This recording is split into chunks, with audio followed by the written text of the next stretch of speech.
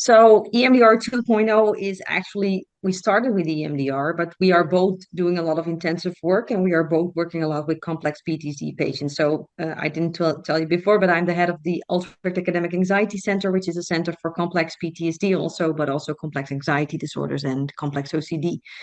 But what we saw a lot, of course, is that some people they keep avoiding, they have a lot of problems with dissociation, they don't want to start, they are really afraid of starting to do the work. And then we learned a lot from our patients, but we also learned a lot from laboratory research. So EMDR 2.0 came to exist because of the two worlds coming together, the laboratory and the field.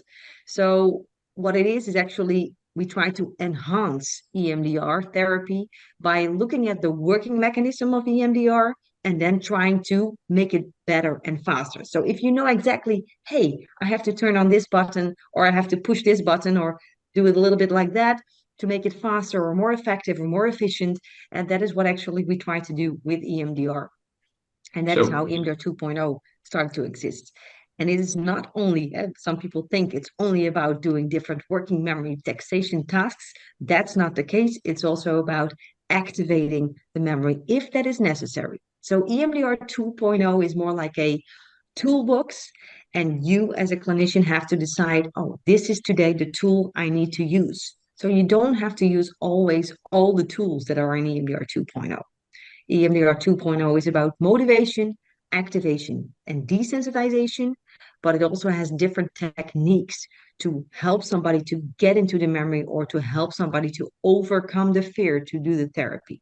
and if you look uh, on how you apply EMDR and you consider its the working mechanism is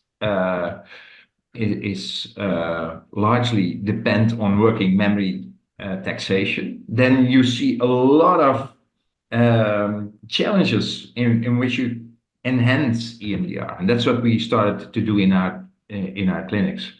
So the most difficult patient, highly dissociative patients, we after a while we could treat them by putting a large amount of working memory taxation on these memories, and and we learned so much that we placed that in our model. So from the working memory theory, you can predict some things like the memory needs to be activated. There's a lot of research supporting that. Memory needs to be to the maximum.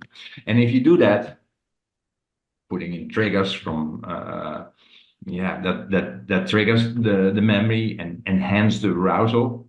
If you do that, and at the same time you place a lot of working memory taxation on it, and we developed a lot many techniques to do that in different ways, not only eye movements or fast eye movements, but all other types of